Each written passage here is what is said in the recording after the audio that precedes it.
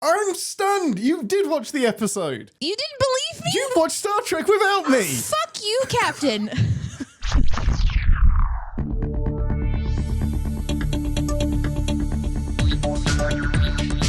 Captain Spot, Stardate 171304.1. Welcome aboard the Starship's Enterprise, and thank you for joining us as we take a brief shore leave from the world of CinemaSins to explore the universe of Star Trek. I'm your Captain Ian Whittington, and she's proof that resistance is not futile. She's been returned to us by the Borg. It's Ambassador Deneé. Did you like how I sent cubes to you for last episode as a sign that I was okay? Well, it was weird because it was the first sign that you were okay. So we were all like, I would say 50% panicked and worried. And then we got novelty cubes, but it was like the Babushka doll cubes. So it was like one big cube and then a little cube and then a tiny stick figure that just said, I'm Deneé, I'm all right. You know I'm talking about last week's episode, right? Oh, did you watch last week's episode? Are you so shocked? Yes. Oh my God, you totally missed it. I'm serious. I sent you that episode. All of my cubes were just a sign so of that I'm perfect. okay, that I was fine. Yeah. You know what? I had a choice to make. Become the Borg Queen. Which is what I bet you would do. It was very tempting. I'm just assuming they spank you back up before you had chance to do it. It's like, no, none of us want this. Send her back. Well, I found all the little cubey things, and I freed them. They had been captured, and so it was a big escape. And then, of course, you saw last week's episode, so maybe I shouldn't have let them go. It's weird the Borg were never mentioned during that episode. I feel like if the Borg had shown up, they would have worshipped the Borg. Oh, that would have been sort of god. brilliant. If that had been like the end of the episode, a Borg cube turns up and said, "We win! This is our goal." I kept wondering. I was wondering. Well, me and Jonathan mentioned it last week. Like when you see the giant multicolored cube that happens to be in the trailer, of course you're like, "Oh, this is a new weird Borg from the future." But no. So what? Yeah, okay, I'll answer that question. I know what you're going to ask. I do feel really bad for Boimler's asshole. Like, it's just obviously just tore up now. You really did watch the episode. I really did. That's amazing. What was did you get the TOS reference? Did I get the TOS reference? Well, there was a Voyager reference because it was about like, there was like the rogue crew and somebody had come and, TOS is the godlike person? Yeah, Adonis. Of course. Yeah, Adonis. I'm stunned. You did watch the episode. You didn't believe me? You watched Star Trek without me. Fuck you, Captain. You stepped on my whole intro. It was going to be like, how amazing that you missed an episode heavily referencing one of the few TOS episodes that we've seen. Like, you could have had major insight into that episode, and it's like, you're not there for it. It's like, how often is that going to happen? Like, how often is Who Mourns for Adonis going to be the center point of an episode? Probably never again. The greatest sin of that episode is that we don't find out the answer to the question that Mariner asks at the very end, which is whether or not Medusa has one snake with many heads or many individual snakes. Valid Great point. Question. Valid questions. Just and that really was a perfect important. person to answer it. Yeah. Although, I mean, assuming that is a bit goddess.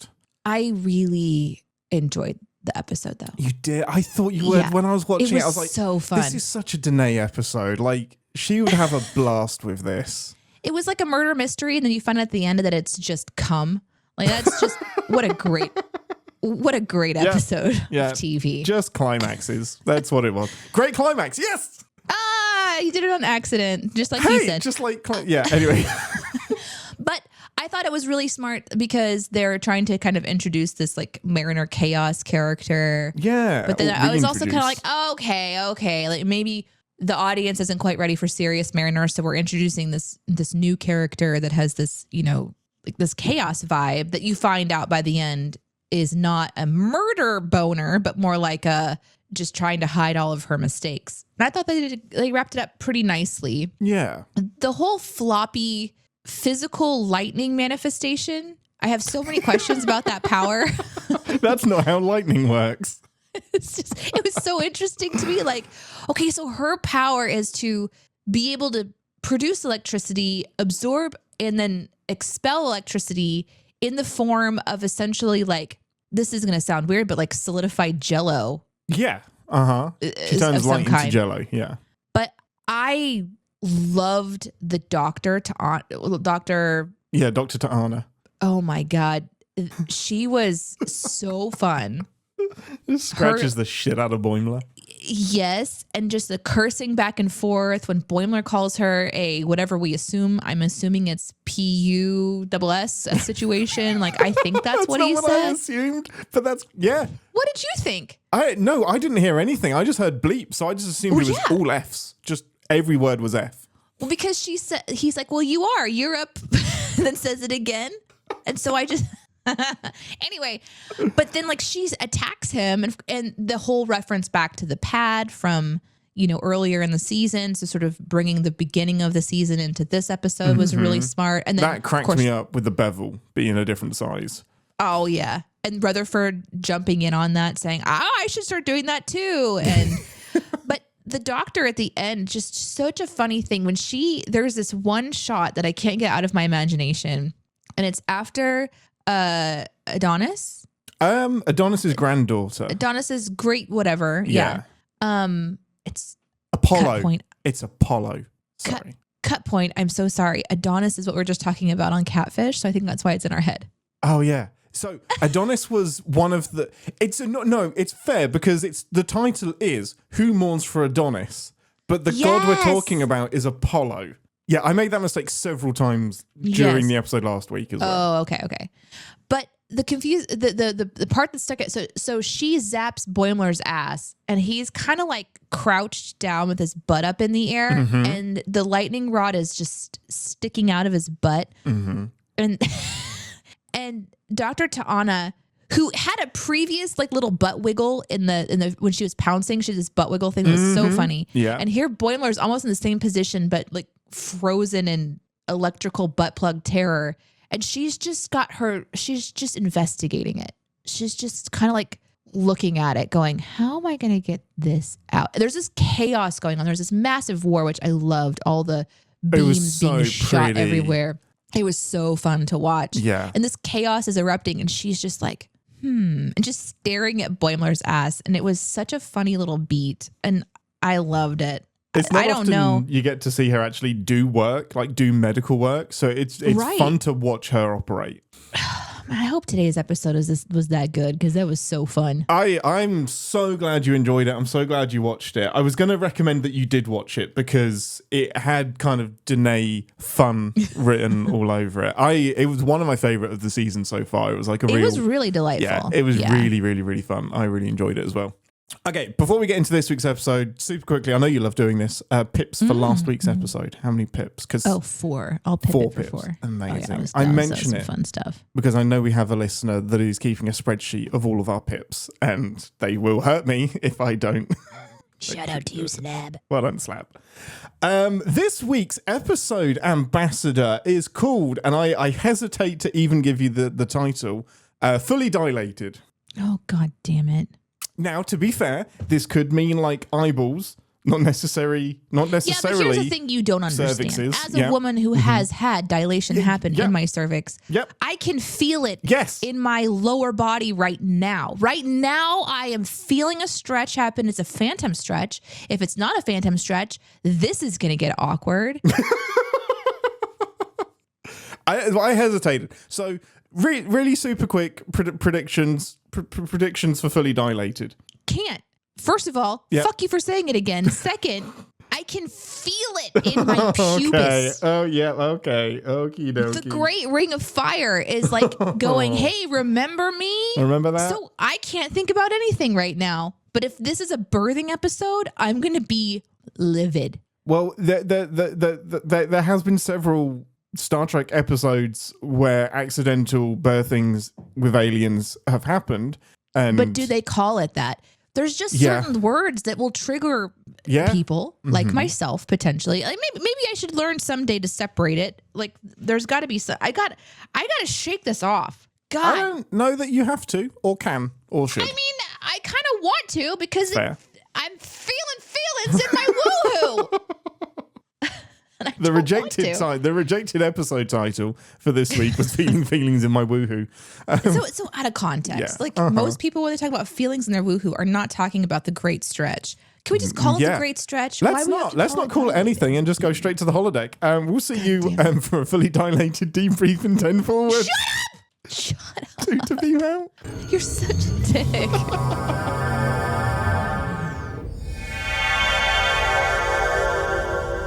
Welcome to 10 Forward, the part of the show where we grab a drink from the replicator and share our media thoughts and feelings on the episode we just watched. We're powering through together. Most important question first. What is your thing of choice from the replicator? A shrimp. A shrimp, Absolutely. yeah. What was that cocktail? I think it was shrimp. He a shrimp cocktail? He said what it was, but I can't. Let me see if I can look it up because it had a very specific name. What was Boimler drinking in most recent Captain's Pod episode? That's not the name of their show. No, that's not going to work. What? Micheladas? Michelada? Beer, lime juice, sauces, spices, chili peppers, and was served as an elaborate skewer of shrimp. That's fucking weird. Michelada. Michelada was a cocktail originating from Mexico on Earth. Consists of beer, lime juice, sauces, spices, chili peppers, and a skewer of shrimp. That sounds delicious. How do we not? I want What that. are you gonna drink? Oh, I'm gonna have some of Tillin's melons. Give us a synopsis, Ambassador. Well, first, I just want to thank Memory Alpha for helping me find out what the name of that one was. I love how quickly Memory Alpha gets updated. It's amazing. All right, now I'm thinking about melons. Yeah, you are. You're thinking about Tillin's melons? Mm-hmm. They were huge. They were ample. What am I supposed to be doing right now? Synopsis. Yes. In today's episode, we go full TNG. Yeah. And we also have data. That's all that matters. It's the data episode. That's what counts. It's the data episode that we want. It's the purple data episode that we want. It's the living your life a few seconds equals years of time episode. Dilation. Yes. Yes. I'm so happy. So happy. We have two science officers that are both trying to get promoted. And so due to the greatest sin of this show, every episode, miscommunication. Of course. Tendi thinks that they're in a competition. Tillin thinks they're just trying to survive. And it creates the tension that drives this episode. And Mariner realizes that this is her opportunity to try to Picard, I guess. And so she does stupid shit as well. Yeah. Communication. Also, Boimler and Rutherford are growing facial hair. Yeah. Which Boimler's is looking fantastic, by the way. And they fuck up a transport because another sin. Apparently, there's only one transport room on the entire. Oh yeah, Cerritos. we'll get to that. That's insane considering what's at stake. Obviously, data is the huge news. Can you imagine if because it's purple data? Can you imagine if they changed his voice as well? Do you know how cheated we would feel if it was data, but with No. I'm so glad they actually got Brent Spiner back to do it. There would be rioting. Yeah. I don't think that they would even do it if they couldn't have Brent Spiner. 100%. Yeah. Overall thoughts and feelings. What did you think about the episode? Well, okay, so I kind of maybe shot myself in the foot a bit because the first thing I did this morning, besides drink a little bit of water and pee, was to go and watch last week's episode because I wanted to see it.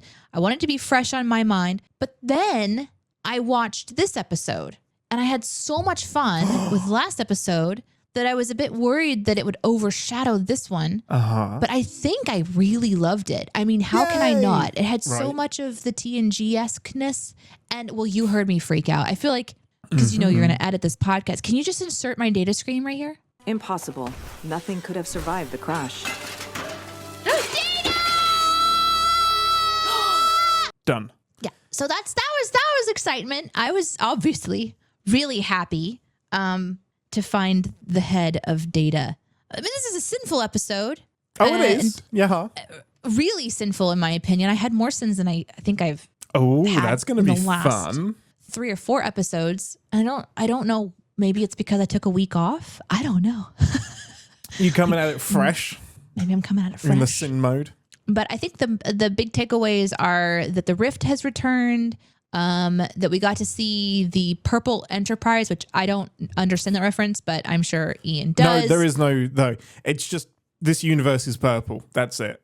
The purple D. Oh, okay. Which is an eggplant, I think right? it's just to be a dick joke. I think they really liked the idea of the purple D. Yeah. Okay. And then, I think we played on a lot of cliches of various episodes of various shows, including the creepy guy that's always peeping. Snell? And that's it. What did I miss? Am I missing anything else? No, I think you got it all. Yeah. And we have, is this our first? No, it's not our first. So Tendi and Talin end the episode co-chairing the engineer. Chief Science Officer. Yeah. Chief Science Officer on the bridge. Yes. Okay. This isn't the first time that there's been a promotion given to our team, because Boimler's already on the bridge and Mariner's on the bridge. Well, most of them, they've all been on the bridge from day one. Like, you can have ensigns that are on the bridge, because I think they're on like the command pathway, and you can have Wesley is a weird one, but yeah, you can have I think Geordie was an ensign before he was. Why is Wesley? Because he was an acting ensign. He wasn't even a commissioned officer, and yet they still gave him a bridge position, which was fucking on the flagship, which is such an insult to anybody that's actually had to work for a job. Nepotism. They've all been promoted to lieutenant, and this is like an additional promotion to, hey, everything sciencey kind of goes through you. It's a really big position for just a lieutenant to have, is my understanding. But maybe it's because the Cerritos is a less senior ship, so it doesn't have to be as higher rank. Like, the barrier to entry, like being science officer on the Cerritos isn't as important as being science officer on Voyager or the Enterprise or something. Yeah, if probably. the captain heard you say that, she'd be pissed at you. I think she'd know. Burritos matter. Yeah. I guess I asked because I wasn't really quite clear on if this promotion or whatever with Tendi is kind of the biggest one we've seen on screen so far. It feels for the crew. It. Yeah. It feels like it. It feels like it is, because like it's Spock. Like, Spock is the chief science officer on the Enterprise. Like, it's a big position to fill. I guess Data would be. I don't think it's actually spelled out on TNG. Interesting. Yeah. Interesting shit. I like that. Yeah, I really, really, really liked the episode. Of course, this episode had everything in the recipe to be Ian's bag. It's got time travel shenanigans. It has a reference to one of my favorite Voyager episodes, Blink of an Eye. It has Data in it. It's so much fun. I love it. It's got time travel. It's got Data. It's got all of the things that I would love. So yeah, I had a hugely You're such a simple man. I'm a simple man. Give me Data and time travel. I love it. I'm a Times Arrow apologist. So I don't think that's a terrible two-parter, but a lot of people do. But I like it because it's got Data in it. So there we go. And this episode also did something kind of unique, because it spent very little time on the B plot, which is Boimler and Rutherford cleaning a console, right? Like, that's the B plot of this episode. So I really like when they spend more time on the A plot. So that was nice. Well, what's fun is that by the design of the episode, they have to spend more time on the A plot, because every second you spend on the B plot, you know that weeks are passing for the A team. So it's like, I literally counted all of the seconds, and the amount of seconds and this would be a massive sin removal. The amount of seconds they spent on the A plot comes to almost exactly 1 year. Like, they made sure that the amount of time we spent with Boimler and Rutherford wasn't ridiculous. So it's about 60 seconds in total that we have on the B plot.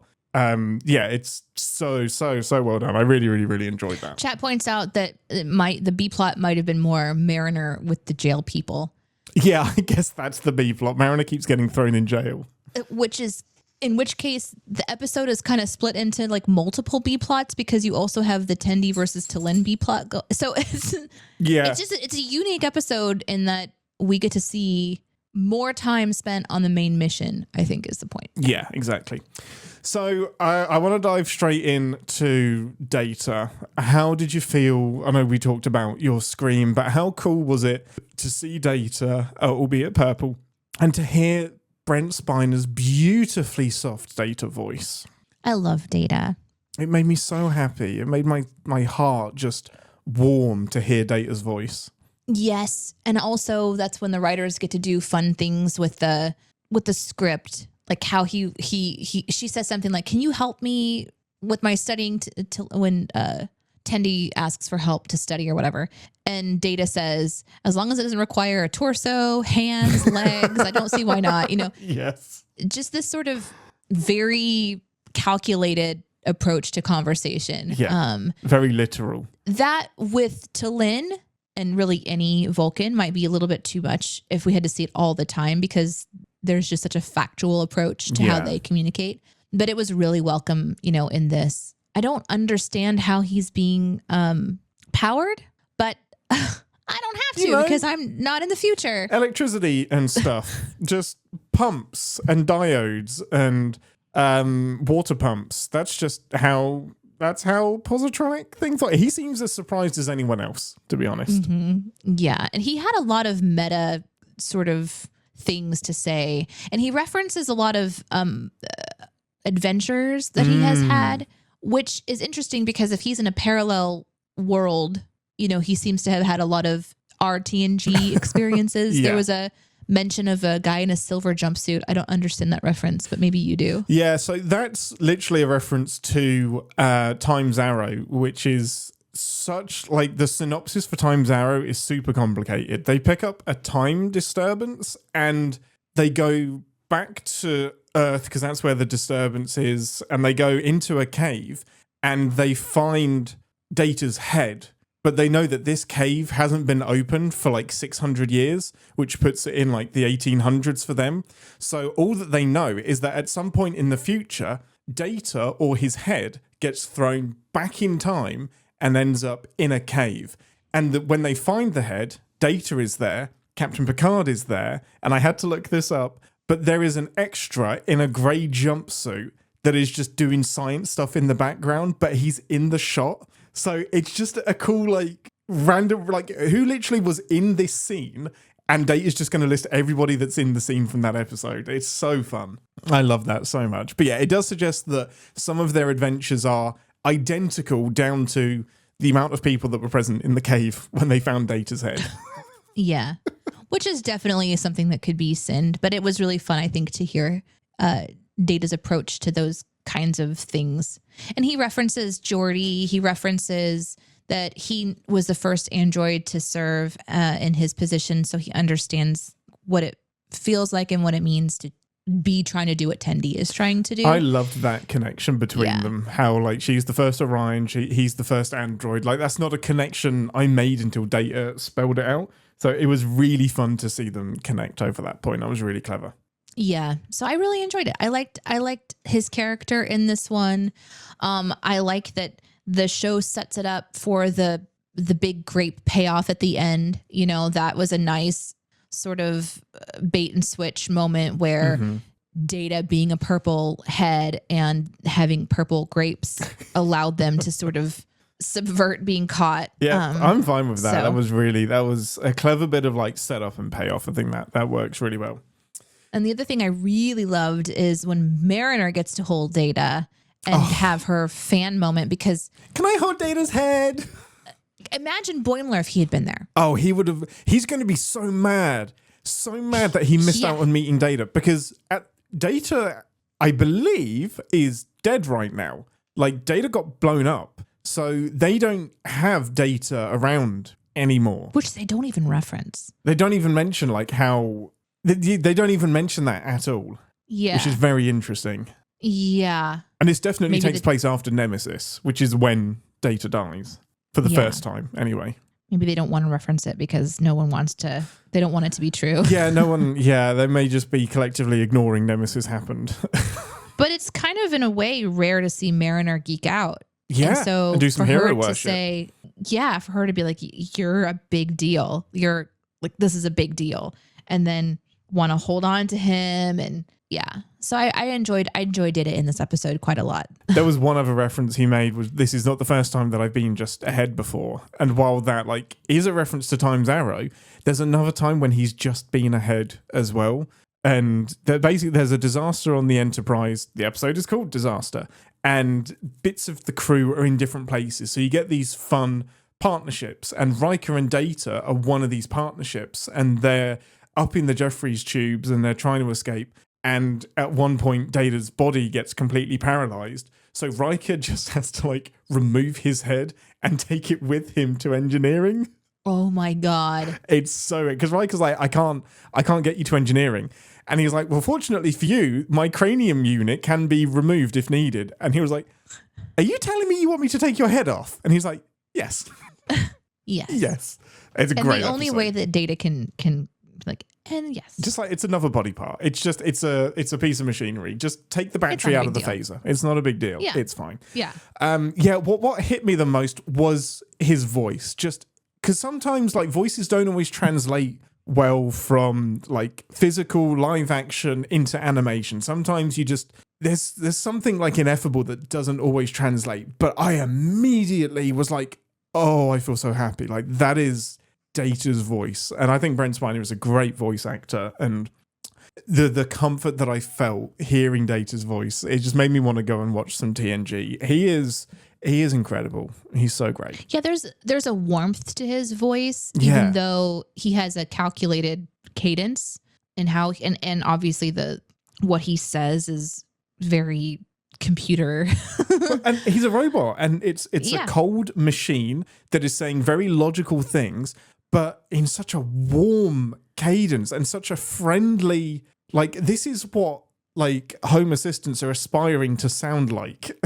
And no one's done it as Yeah. well as Data. I think we felt that too, in how he was tending to Tendy, but then and how he talked about Geordi as well. You know, you can just kind of feel like I got to get back to my friend. And Mariner was like, "Man, props! I get Yeah. it. You know, we'll." My and then friend they launch Geordi. him. Yeah. So it's neat too that the writers are showing us the highlights of that relationship, knowing all these years later that Data and Geordi's friendship has been something that when TNG wrote it and kind of made that a theme, that it's still an important theme for the fan base today. If it wasn't, they wouldn't spend the time to do it. They would have focused on something else that came from TNG. So the word economy used in these kinds of shows tells you the most important parts of what the writers, and then also, of course, the franchise itself wants us to really focus on.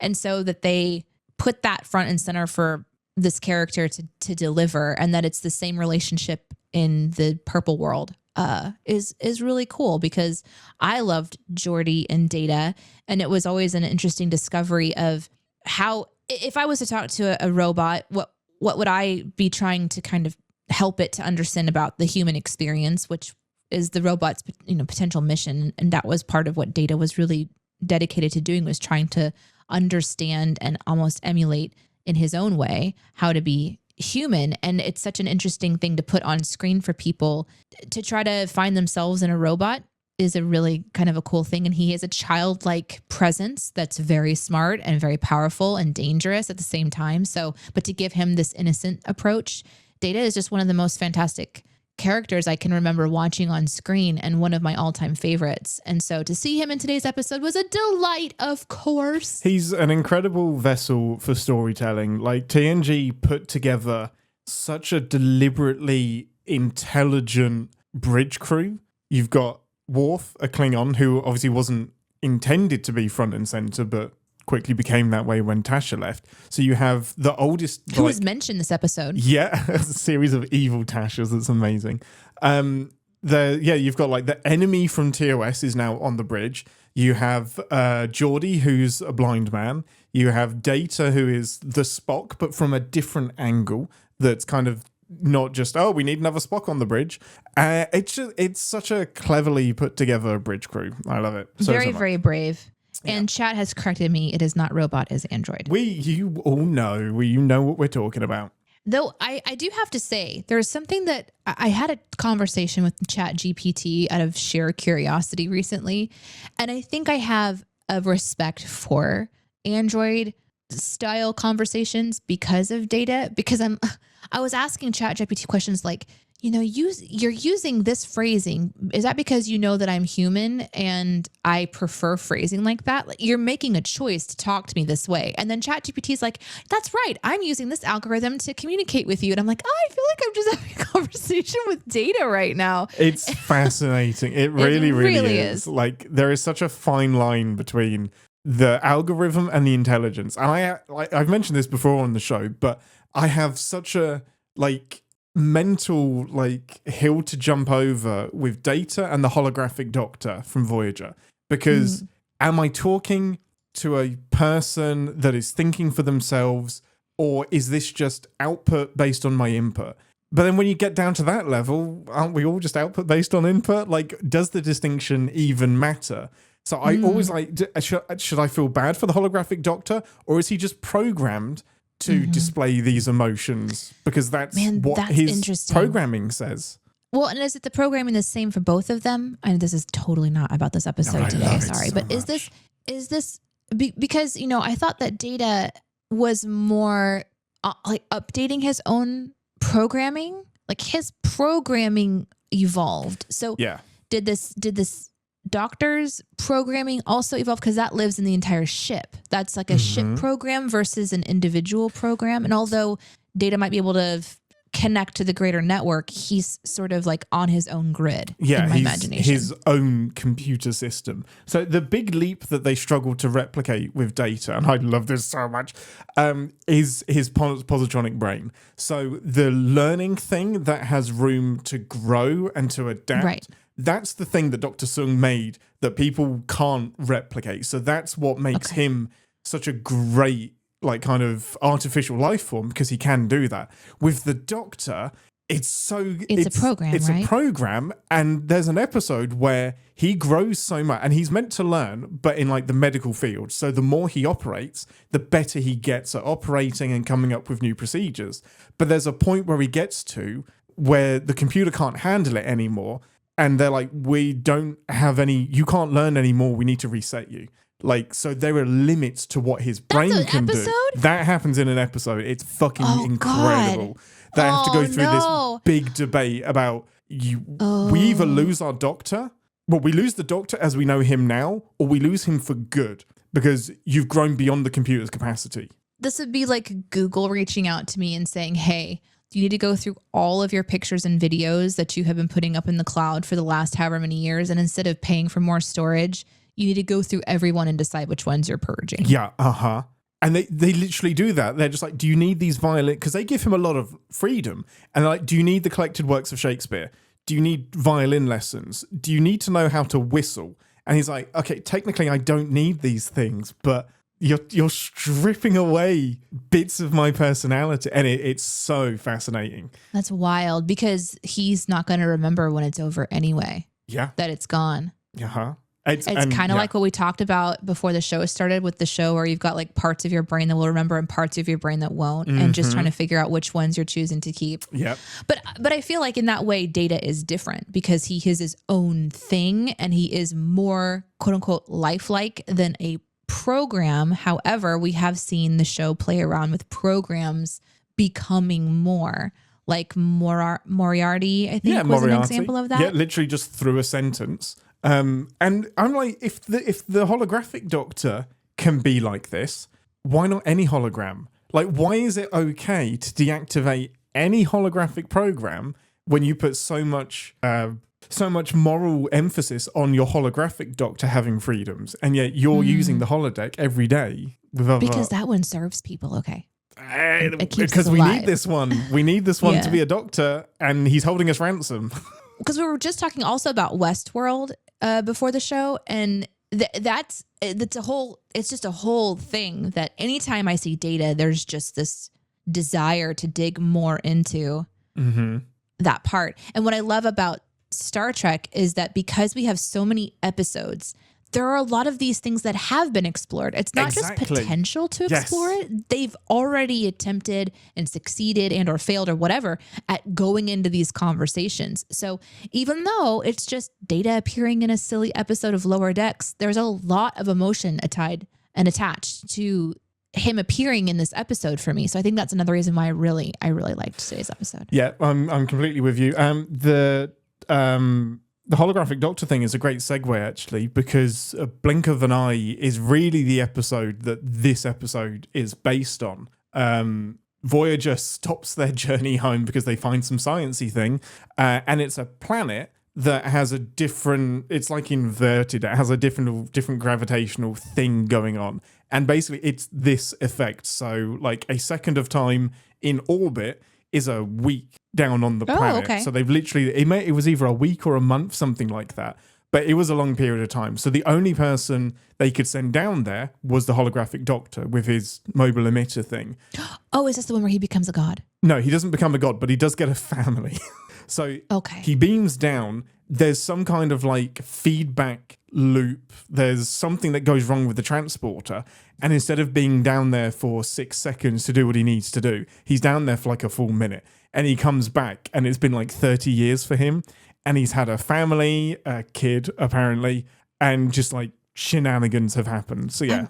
I don't understand how he has the ability to do that if he's a hologram. I'm assuming he adopted a child. It can't physically have a child. It must be adopted. But yeah, anyway, by the time he beams up, that kid is long dead and he's just like ripped back up. So I love that idea of time moving at different points and just the immediate panic you feel when something goes wrong. And like Rutherford sums it up perfectly, as every, I think, Star Trek fan has thought when watching that episode, is you're having this conversation and in the time it took you to have this conversation, a month has passed. Yes. Oh, in the time it took me to say that, another week has passed. Even thinking about the solution is causing irreparable damage. Like you have zero time because every second you take is a week down there for them. And they know when they're on the planet, if they've missed that initial window, which was supposed to be a week or something, they're like, oh shit, if we've missed that week, who knows how long we're going to be down here? Because anything that goes wrong up there, even if it takes an hour, means the rest of our lives are down here. And that's insane. It really is. And it's a fun part to think about for the show. And I do have some questions. The place where they are on the planet, is this something that you are familiar with? Is it also a reference like the crater or the abandoned house or the village or the creatures, the Andorians? No, they weren't Andorians. I can't remember what they're called, but they have like horns. But I didn't recognize the planet, the aliens, the crater. New. Yeah, I think the crater was Data's shuttle that crashed into the planet. I understood that, but I thought, is this all kind of a reference? Because they said when they were in orbit, Captain Freeman looked over and said, oh, well, before we take care of the rift, looks like we got to go to the purple planet because something was left behind. So I didn't know if that was part of a reference. I don't think so. It wasn't. Because I kind of thought maybe sort of like an episode 1, season 1 of Lower Decks. I think it starts off with the premise that they're going right after first contact to clean up a mess. Yeah, usually. And the idea that it's going in after an episode that we've seen of Star Trek, and then Lower Decks is kind of showing the opposite, like, here's what happened behind the scenes. Yes. So I didn't know if that was happening in this episode where they had left something behind and da-da-da-da. No, they're trying to heal. So I think an A team has helped the Enterprise D get back to where they're supposed to be.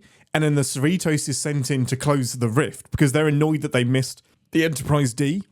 So they're closing the rift. And as they're closing it, they realize, oh, there's a Federation signature on this planet that everyone else has missed. We have to go and deal with that. Yeah. Yes.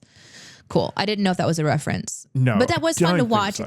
It's fun to watch what the civilizations look like, with even Dr. Ta'ana. Yeah.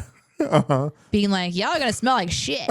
I love that. This is beneath me. Like, I'm a doctor, not whatever the fuck this is.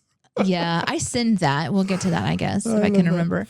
But they go down to this planet and then they have all of the words for money or whatever. And there's one guy that's super suspicious of them and is right, of course, the whole time. There is in Time's Arrow, there is in Carbon Creek, there is in Blink of an Eye. There's always some local that is somehow tapped into the idea that you're from the future. I fucking know it. You guys are fucking weird. Aliens. Yeah. You don't somehow even have they just money? know. That's weird. Yeah.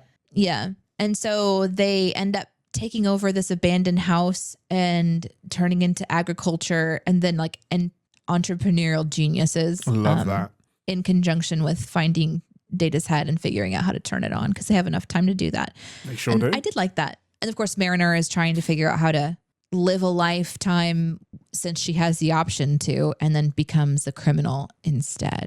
Well, that's the other episode name check is the inner light. And we've mentioned this a few times. This is when Picard lives an entire life inside of a probe and gets his flute at the end of it. And she's like, I want this to be my inner light. This is going to be my probe life, which doesn't make sense because time is still passing for her, whereas it didn't for Captain Picard. Like, she's still aging, so she's not going to have an entire life here and then get to repeat her life on the Cerritos. If she's an old lady on the planet, she's an old lady when the Cerritos picks her up. But I did love that this is the perfect opportunity to put her in jail and actually like make her pay for the consequence. Because basically the entire year that she's on the planet, she's in jail because she fucks up, which is just genius. It's so funny. Yeah. I love that. Yeah. She's in there for like months at a time. Yeah. Because she assaults someone.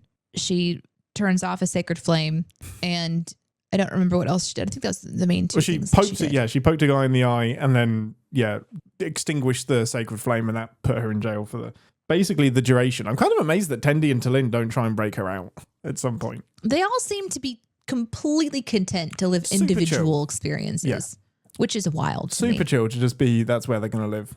And likely very, very sinful if you think about it. Very sinful. We will definitely be getting to that. The heart of the episode is Tendi and T'Lyn competing for the promotion to be senior science officer, although T'Lyn doesn't realise that she's competing. Did you like the heart of this episode? Each episode has kind of had a emotional theme that they're trying to get through. How did this one hit you, or was it a bit skippable? I think because I'm so tired of their communication disorder, it angers me. Yeah. And I do know people in my real life who will avoid emotional conversations or conversations that may make them feel like they're struggling. So, and like, for example, in this episode, you have Tendi who is wanting a promotion. She wants to be the one who deserves the promotion. And then she gets very competitive and isolates herself and goes a little and gets stupid. Mm-hmm. And I guess I can look back on my personal experiences with the humans around me and go, yeah, I think maybe I've met some people that don't want to admit when they're in over their head or get competitive and isolate because they're wanting to beat somebody. So like maybe I've seen that, but for some reason I hold these characters in this different space where I don't give them the same excuses that I would give my human friends around me or whatever, which is like, get your shit together and just say something. This is somebody that's like, T'Lyn is your friend, but I think Tendi has been shown to be this sort of manic in other episodes, and she's finally back on the Cerritos and she's trying to make sure that her dreams come true and then she becomes the person that she wants to become. But she's always also portrayed as someone who's just happy to be there and she's having a good time and she's wanting to represent her race really well. And she's still hard on herself, but usually not to the point of, I don't know, maybe I'm wrong.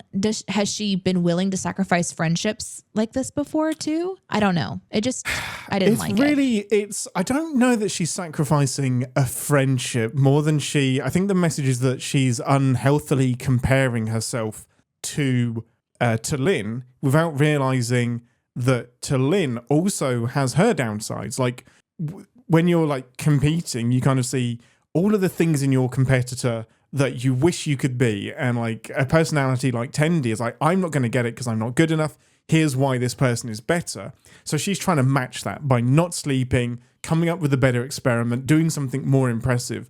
So I think her own worst enemy is herself because she's not, of course, in her head as good as T'Lyn. And I get that. But there's this tipping point for me when she suddenly says, of course, I can't sleep anymore. I have to push myself even harder. And maybe that's the warrior part of her. I don't know. But I hated it. I hated that part so much because, again, it's just, if you just talk to each other, then it's all solved. Mm-hmm. And maybe communication comes easy for some people. For me, I love communication. Sometimes it's really difficult to do that. Sometimes it's hard to say what you really feel because you know it's going to hurt somebody or whatever. And there's reasons that you don't want to be honest and open and you want to be like closed off and have some solitude. And sometimes it's healthy to have space like that. But in this situation, you're just watching from the outside going, okay, where they're just going to be, it's clear T'Lyn has no idea that they're in a competition. How is that not clear to Tendi? Yeah, the difference is here, we're not really given a reason for why Tendi isn't communicating and why she isn't talking. And Link in the live chat has made a point that I completely agree with. This feels a bit jarring because we do hold Starfleet to a higher standard. The point is, like, in this utopia, we think that we've kind of evolved past this kind of stuff, and it's still important to explore that part of the human equation, but it's a little bit jarring when we're like, in Starfleet, we assume that you communicate and you talk and that it is the best person for the job and kind of like a little bit more objective about it. And Tendi kind of gets there because she is like, well, T'Lyn should be, she should get the job because she is better than me. But it's frustrating because she's missing some like crucial bits of the puzzle that we think maybe she should have. So yeah, I agree. It was a little bit frustrating for me as well. It's hard when so many episodes have just been, hey, communicate. Like that solves so many of the issues of these episodes. All they had to do was have Freeman say something like, I'd love to see you both do a research project so that I can see how you both approach your work. Then everything else makes sense because Freeman would have been asking for some kind of evidence or proof of an experiment, and then they just so happen to go to this planet, and then because they're at this planet, they have this time. They're like, okay, well, I guess we'll just do our stuff, and then there's just like this competitive, this competitive nature to use this free time essentially to do a really incredible research project, and I can maybe believe that she'd get like a little bit, batshit about it. Then I would sin Freeman for putting the position just on one science experiment. It should be like a collective. Well, I'm not saying it to put it on one. I'm saying to just have more information. Like, how do you approach? Just to give me more information so that I can make this job. Yeah, I guess that would make the episode make a bit more sense. Yeah. At least it would be like, oh, I now understand the competitive part. But instead, it's like, oh, Tendi is delusional. Yeah, it seems like it, and that's frustrating, isn't it? It's hard to root for her. When it is hard, especially because she just left this huge world where if she was being this kind of competitive and delusional, she had like an entire world that was at her fingertips. And so it just doesn't seem like it would be wise for her to just believe so much of her own head that she wouldn't stop and check in. Yeah. And it also is, it's hard to believe that anybody wouldn't be checking in more. But I guess if Tendi is kind of like holding herself up in a attic somewhere, maybe it's not as easy for Mariner or T'Lyn to kind of, get through. But the other thing, besides potentially like, Captain Freeman giving them a reason or whatever, the other thing that bothers me is that the switch over from zero communication and entire competitiveness to, I'm so sorry, I was in the wrong the whole time. The switch over is now they've been captured, now they're being held captive, and that's it. Like, that's the big thing that stops her is, we might be breaking the prime directive. I guess now is a good time to reflect on my behavior. There's and again, because they've only got 20 minutes to do it. So when you tackle something like that, it's so easy to go the quick resolution in the last 20 seconds thing. And it's a bit tiring when that desperation gets resolved so quickly at the end of every episode. Yeah, I share your frustration with that. So to answer your question, it didn't work for me and it was frustrating for me. But they gotta do what they gotta do. They split everybody up. They split up the party, and every time we get back over to T'Lyn, it was fun to see her success. Yes. I enjoyed that part of it. So it's again, there's a world where like you have them rooting for each other and working together. And I know conflict is fun, but it's got to be done in a way that feels right. And the more I think about it, the more the Tendi desperation wasn't really fun to watch. The thing that really saves it is Data being there as counsel that she's ignoring, but still he's there trying to talk sense to her. Yeah. And the only thing that actually saves in this episode is T'Lyn's ability to buy Mariner out of jail. Yeah, because it wasn't even Data. Rich. Yeah, because Data's like, "What are you doing? You need to sleep." And Tendi's not listening until they are conveniently left alone in the attic by the Mr. Snoops, and he goes off to get the mob and come back. Had he not done that, the whole thing ends and shifts differently. Like, what a convenient thing that he's like, I'm going to leave you up in this attic, be right back, instead of, I don't know, maybe it seems like he just wanted the I guess, everybody to believe him, but just take the head and go. You know, there's so many different ways that could have ended more logically, but the only reason that we have a solution is because T'Lyn was able to take her wealth and go buy Mariner out of jail. Yay, capitalism. So, I really like the T'Lyn stuff. I keep thinking about that being something I really, really enjoyed, like the whole agriculture part, you know, and this empire that she was building of hair product. And think about the collapse afterwards. I have so wealthy. I have so many sins about the entire T'Lyn logic of this episode. But again, the voice work for T'Lyn is so fun. She's such a great Vulcan. So what I really love is that T'Lyn was in this episode being a foil for Tendi. I just didn't enjoy Tendi's side of it. I think that's where we're at. Anything else before we move into some sins? Did you like T'Lyn's algorithmic tossing? Oh my gosh, that made me laugh so much. I didn't realize you could juggle. Neither did I until I started. You did great. It's just algorithmic tossing. It's so true. Like, of the things to like instinctually be able to do, it makes sense that a Vulcan would just be good at juggling. Because this muscle does that and there's a pattern to it. That's so funny.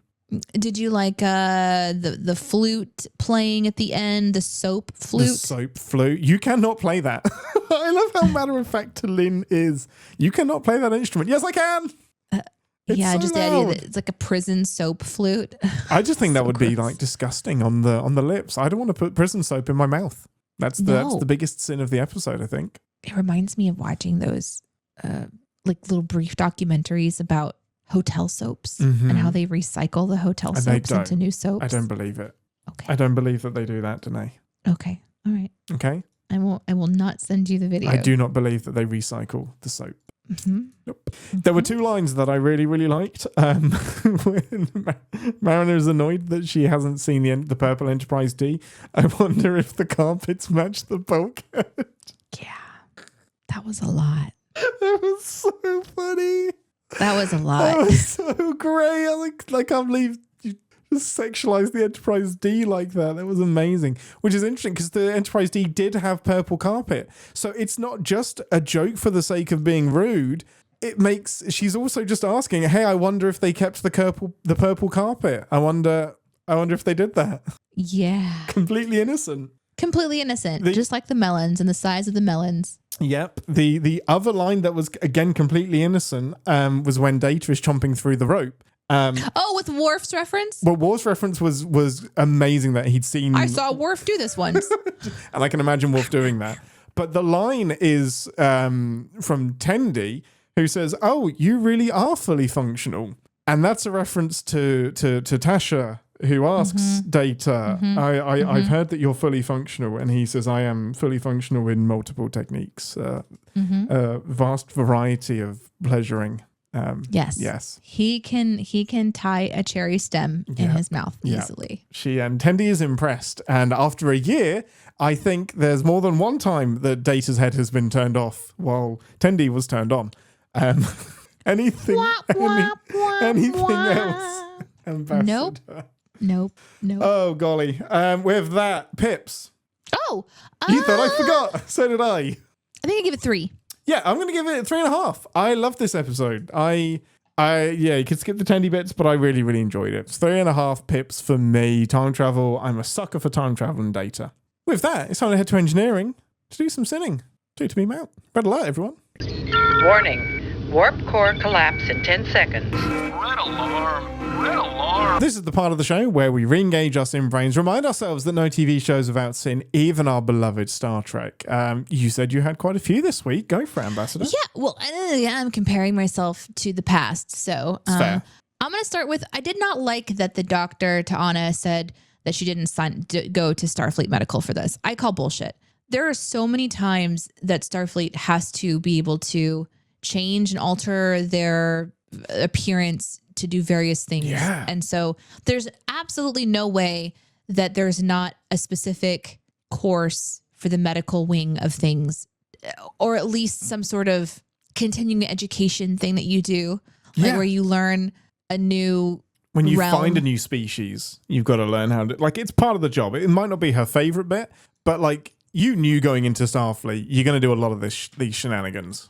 Yeah, exactly. So some people like become surgeons, and some people, go into these different specialties. In Starfleet, obviously, you're going to go to triage and learn about how to address all of the things that can happen on a spaceship with warp cores doing things and steam leaks and all the stuff that's going to happen on a ship. But then you also have to serve the people, like looking up into diseases that you can find or parasites that you can come across. And one of the things that always happens is that you have to change your appearance. So I absolutely do not believe that would be something that she didn't sign up for.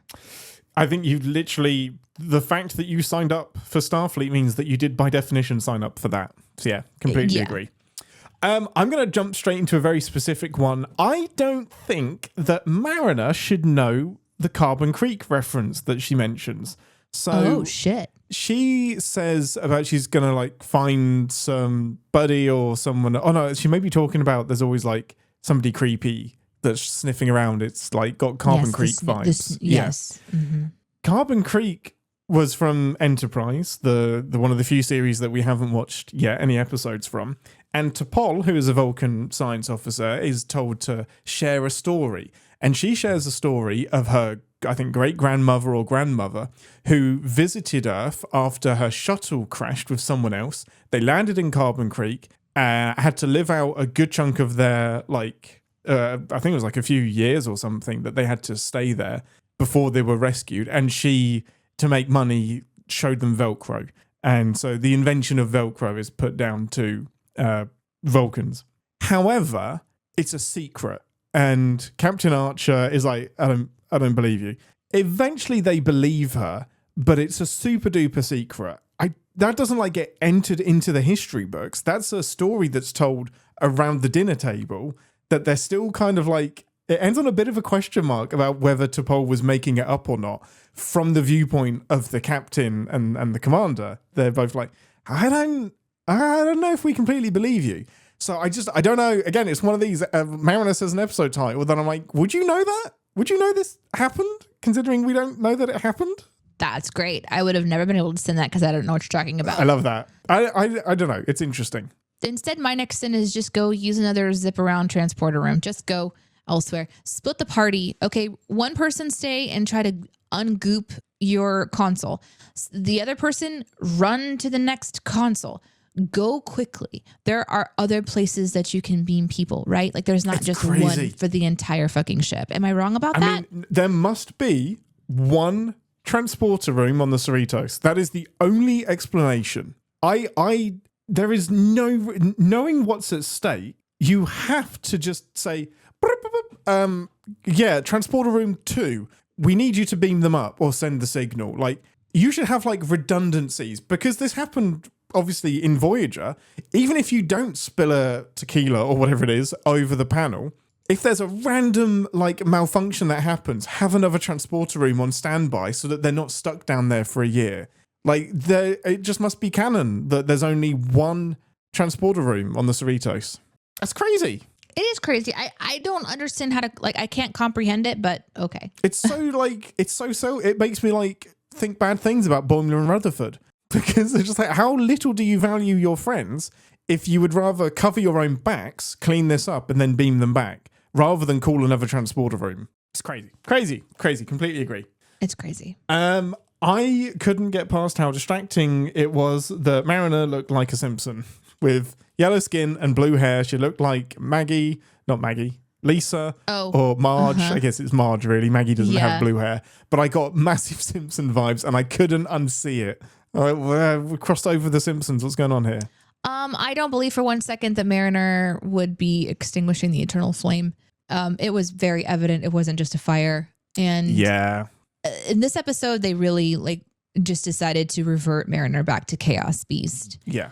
And if her storyline for this time dilation world where every 1 second is a week and she is just fully giving into that and just throwing care to the wind, and she maybe I can believe that she'd be like, you know what, I'm gonna go full chaos here. But that wasn't what she said. Like her goal was to start a family and become a member of society. Yeah.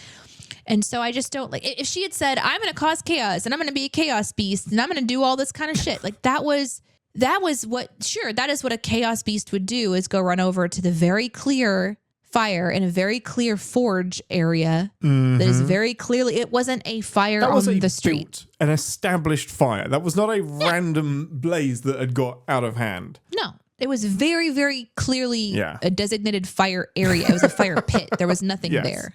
Anyway, it really bothered me because it kind of, it made me go, oh, that's just Mariner. But this season is trying to say, oh, that's not Mariner anymore. So Yeah, she's grown. they want to have it both ways, to have the silly line about extinguishing the eternal flame and who believes in dark spirits anyway. Well, That they did it for that line, you know? Well, as soon as she said, "Oh, there's a fire," I was like, "Oh, the punchline is that she's back in jail." Smash cut to a door being closed. Yeah. So when you can see Yeah. the punchline that far ahead, Yes. you know that it's all set up and no sausage. Yeah.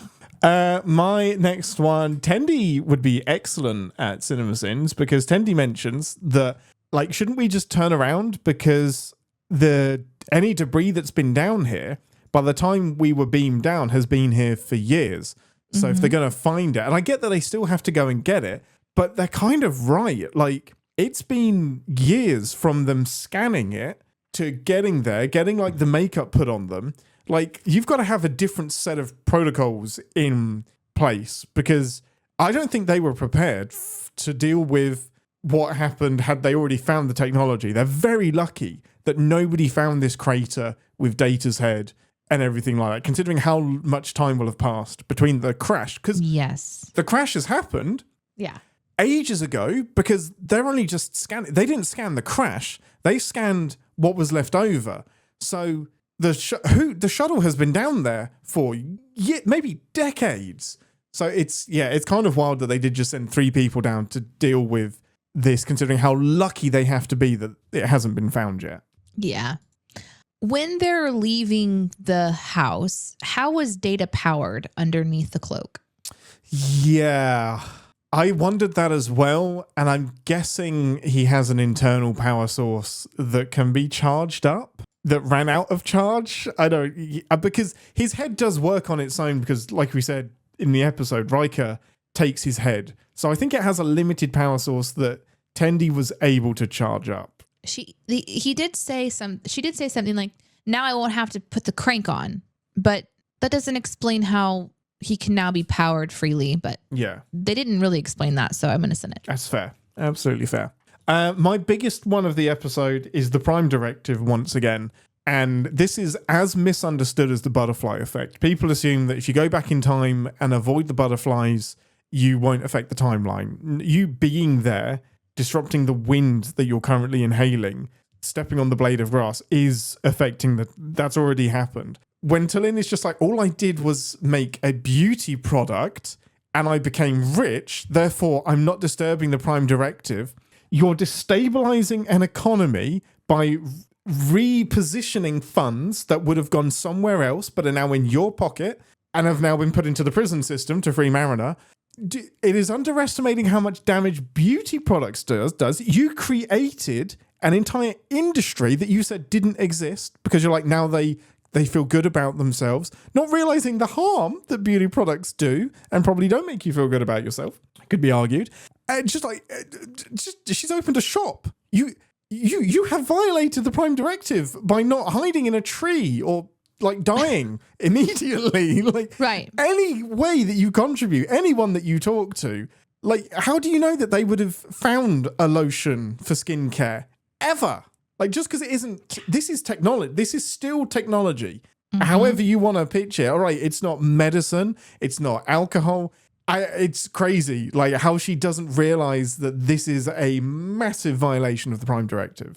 I want to go back to this world in a future episode of something. And then, like, there was this massive mystery that they have to solve because everything imploded. All of the huge foods and vegetables that she was using to feed people, Everyone gone. became obese, or there was a big famine, one of the two. There is a war because there's only so many bottles remaining of the special product. Yes. And so it has become this like coveted material that people will kill over. Yeah, I think it'd be really interesting. I mean, when you create an entire industry around beauty products, that's how you get invaded by Kardashians.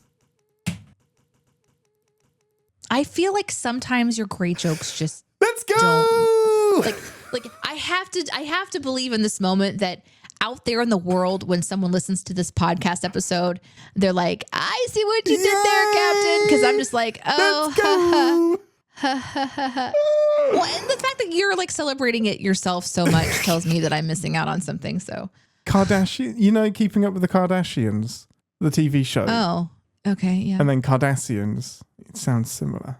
It wasn't even a Star Trek reference? No, it was because Cardassians sounds like Kardashians.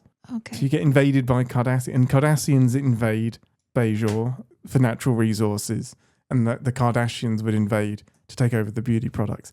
It's so good. It's such a great joke for the 10 people that both know the Kardashians and the Cardassians. Do we only have 10 people that listen to our podcast? No, I mean the crossover, the Venn diagram of people that will appreciate both things. Oh, I see.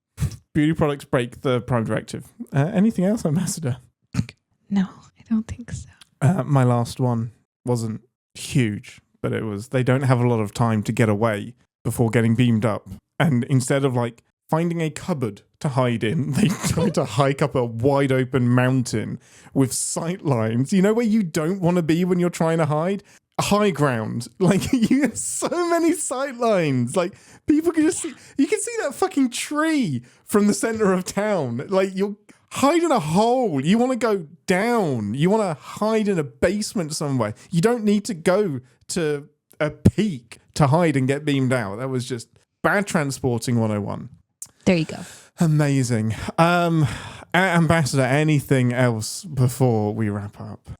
I think the chat had some good ones, so I will do a rapid fire sins in the outtakes. Oh, I did have one that I didn't mention the food in the transporter room because they sin it themselves so much. Right. It's still a sin that they do it regardless, but they mention that rule so many times because they know this really shouldn't have happened. Like this accident should never have been a thing. But well, I mean, there should never be a console that can't have anything on it. Like those consoles should be made out of materials that cannot be just like so easily fucked up from anything. Well, I always assumed they were. That's like that's one of the most important parts of what you do. So to build a console that can fuck up that terribly because you spilled a little juice on it, that's another sin for me. Is just that's so stupid. Yeah, it was a lot. I assumed the LCAR's displays were very, very waterproof. It just looks like a sheet of glass. Like that shouldn't be. That should not have been an issue. Completely agree.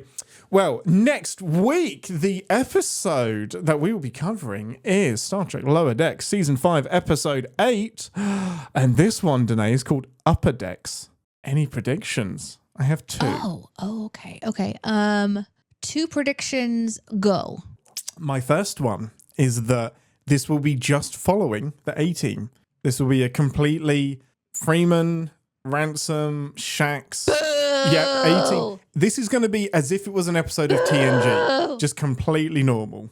Okay. My second prediction is that it's going to bring all of the characters back from the TNG episode Lower Decks now that they've been promoted, because this is like 15 years after that episode.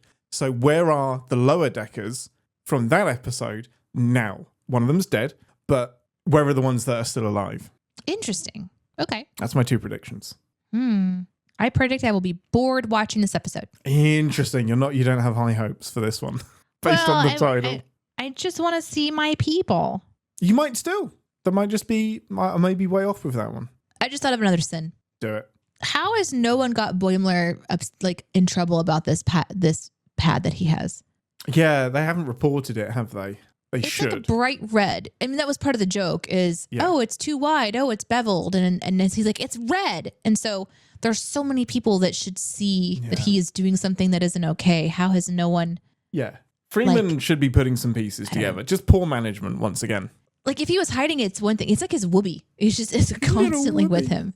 I love the idea of him finding this playbook of how to become this version of himself, and how it's like last episode, how it was just really messing with him. I loved how that played into that. But I'm saying last episode, during this episode, I just realized because I watched them both really close together.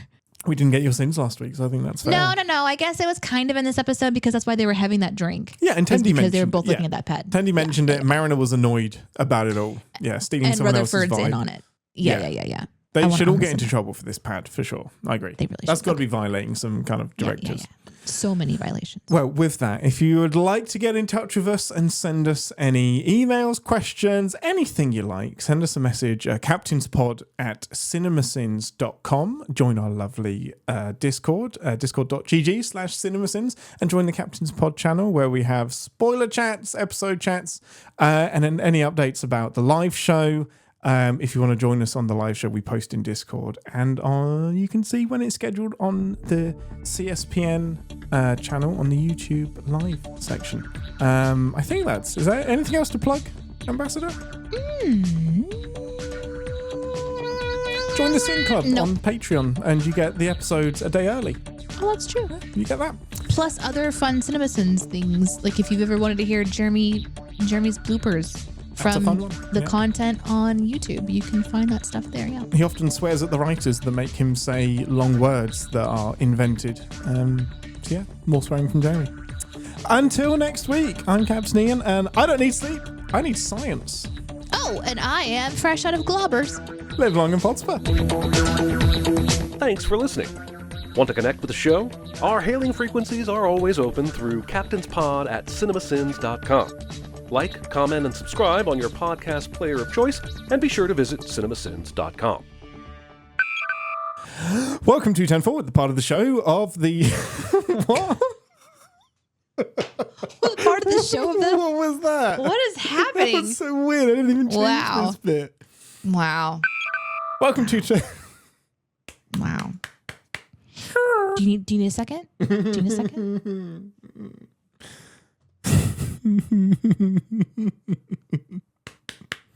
Well, there we go.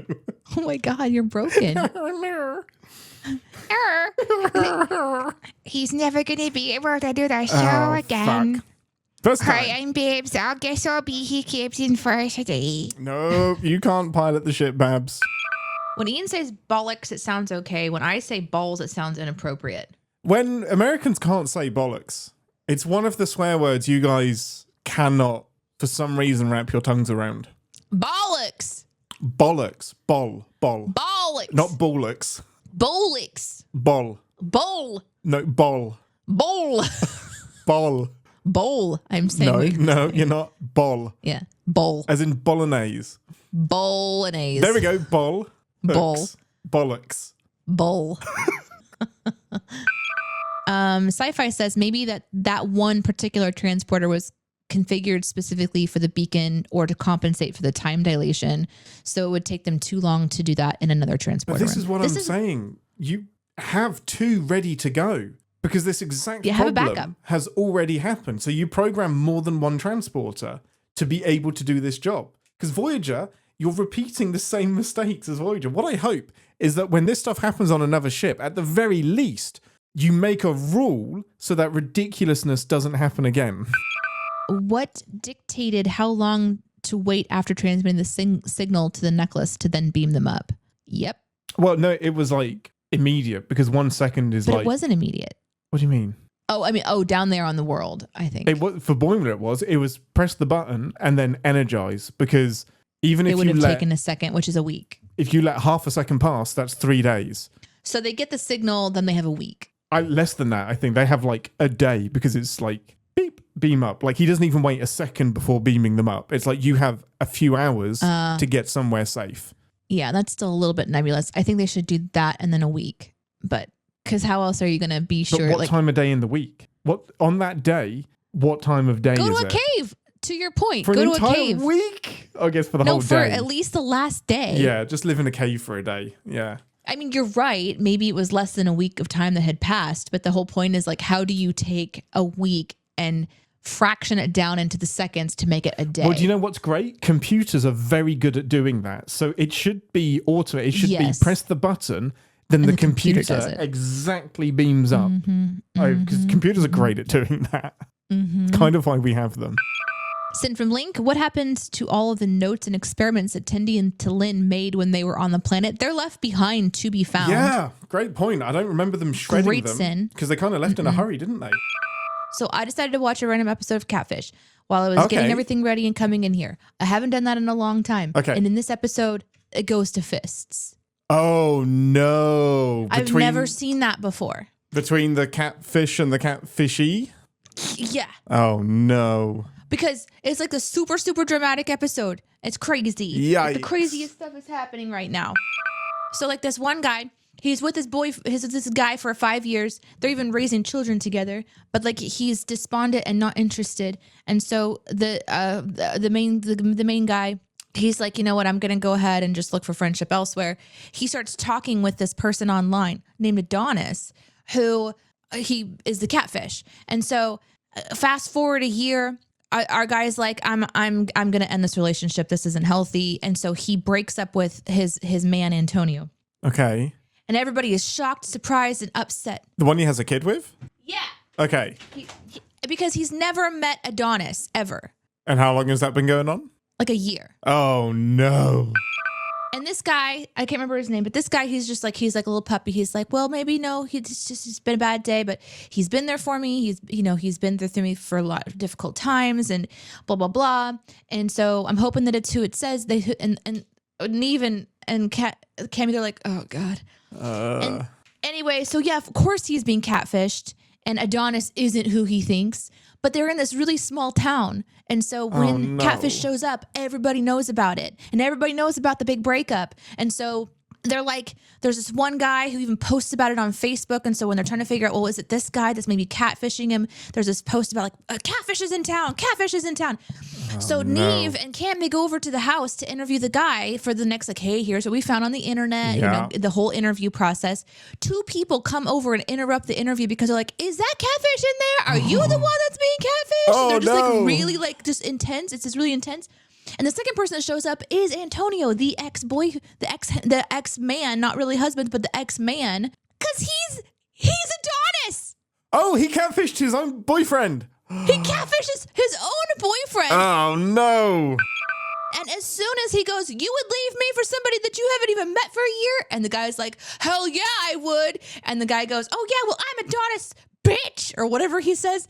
And our guy just leaps on him and starts pounding his ass. Oh, no. I'm like, oh my God. I gotta go because it's time to do Captain's Pod. But oh my God, it's like right now they're going to blows and they're calling for security right before they cut to commercial. Yeah. Man, he let that go on for a year. A year. Yeah, I think after like a month, I'd be like, call him on the carpet and just be like, I know what you've been doing. year. If you're not happy with me. It says so much though that fucking bonkers. he is happy with Adonis, who is still his boyfriend. His partner. It's in our heads. And he was accusing his partner of being like emotionally unavailable to him. But then Adonis is like super available to him. That's manipulative as fuck. Everyone is a bad person in that situation.